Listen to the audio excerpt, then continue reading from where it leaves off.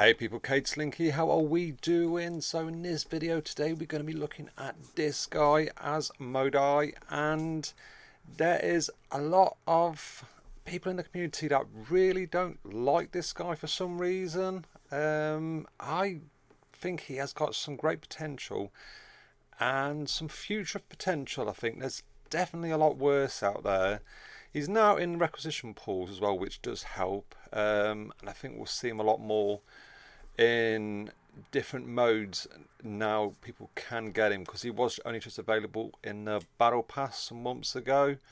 So now he's in the pools. I think there's going to be more people that will probably get him and kind of rank him up and just really see just like he's not bad. Like I said, there's certainly a lot worse out there for sure. But we'll take a quick look at through some of his skills and just see him in action.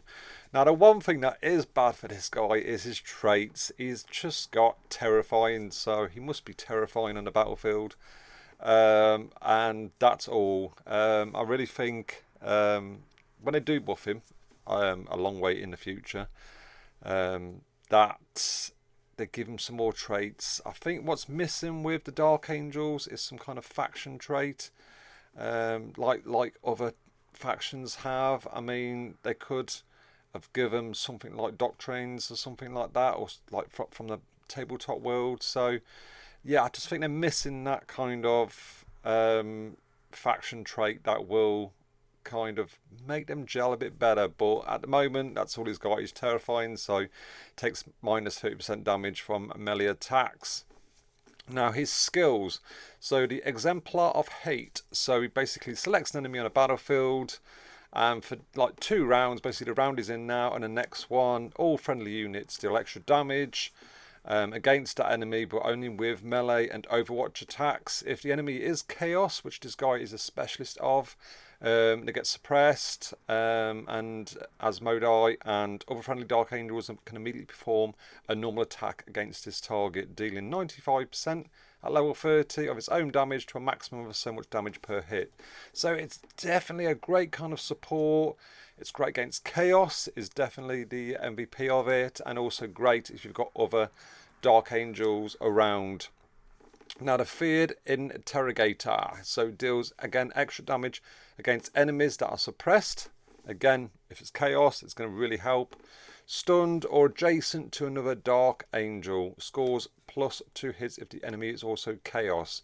So it is aimed mainly at Chaos, but if you've got other Dark Angels around, you're still going to do some damage. But on his own, without that, if they're not Chaos, then he can still hit pretty hard. He has 4 hits of power, which is obviously a 40% pierce ratio.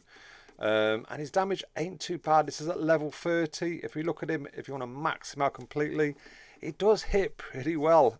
He's got half decent shield and half decent health as well. Movement free standard, and with them 4 attacks at just under 2,000 per hit. Do you know what I mean? You're going to do some damage with this guy. Against Chaos and that, even more. So we'll have a quick look at him now in action, and I'll kind of show you why I think he's quite good. So I'm going to do an example here against Khan, where I haven't used his ability. So you can just see it will just rip him to shreds. That's a normal case scenario.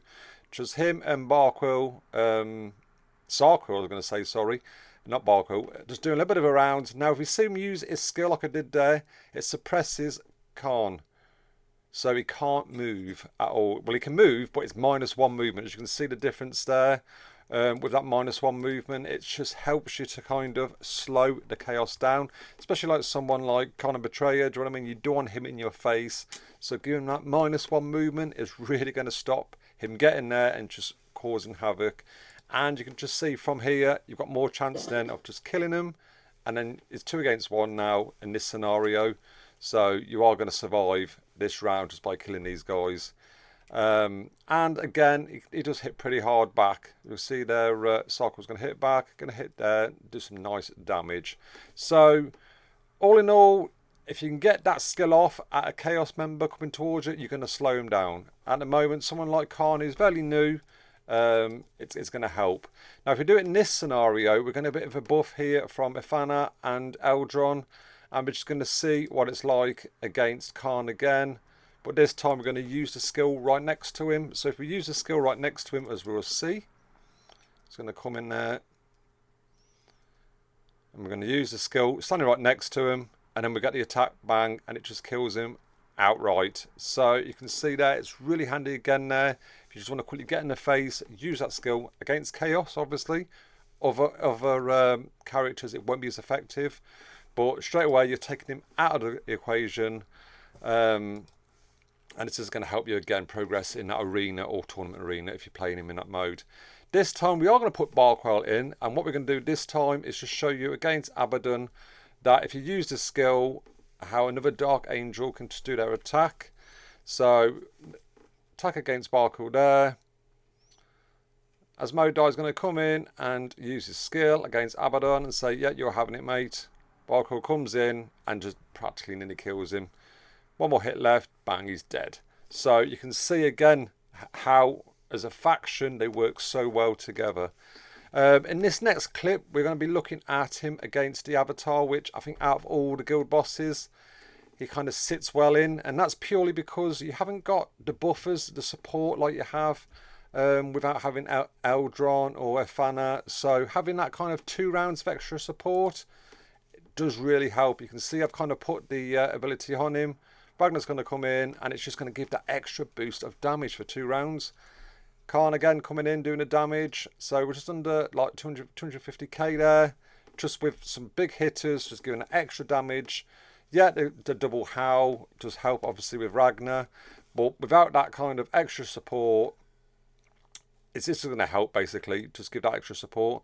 Just going to miss it there as well, because he can also kind of hit well. So if you look at him here, jumping in, some damage there, some nice damage there. It was about, what, I think between 10-15k damage, which ain't too bad. So he can hit hard, he can take a punch also. As you can see, he doesn't survive the whole round, but it's something also, he can take a bit of a punch. His kind of job for them 2 rounds is support, kind of getting more extra damage on. But at the same time, he'll hit and do some extra damage as well.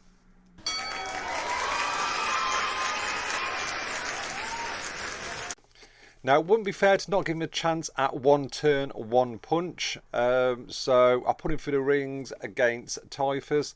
And to be fair, he actually surprised me a lot more than I was expecting. This guy, if buffed, he can hit pretty decent numbers. And you can see some of the numbers there of the hits. At legendary level, he was practically getting him to that 1% resilient. So he just needed 1 more hit after. And epic as well. It was always added up to the same amount of total. So again, just getting him not to that overkill stage, but just to that highest point that he can until Typhus becomes resilient. So in the scoreboard, like I say, I was pleasantly surprised. He's actually a decent hitter. In the legendary, he's kind of equal to Mesa, and in the epic, he actually beat Mesa's averages and sits a nice happy 2nd place. So that did surprise me, but then again, he's a power hitter. He has 4 hits, so he's going to hit pretty hard, and with the buffs like the rest, you know what I mean, he's going to do some decent damage. So that's it. All in all, I like I said at the start of the video, I don't think he's the worst character out there. But let me know what you guys think. Is there anyone that really don't like him? Is there a reason why you don't like him? Yeah, he's not going to break any records. He's not going to be the #1 choice for a lot of teams you take out there. But he's going to be someone that I think if that scenario takes place, he's going to be needed. I feel in the future, who knows, some more chaos kind of guild bosses. Do you know what I mean? This guy could come in to be a lot more helpful than he is now. But if you're new to the game and you're kind of pulling out the requisitions, I think this guy will get you far. But let me know, are you a lover of this guy? Do you use him in any other certain modes where you think he shines? Do you use him in your, I don't know, like your tournament team or your arena team? Let me know in the comments below. Hope you enjoyed this video. Please don't forget to check out some other videos and also hit that like and subscribe button on your way out. Take care, bye bye.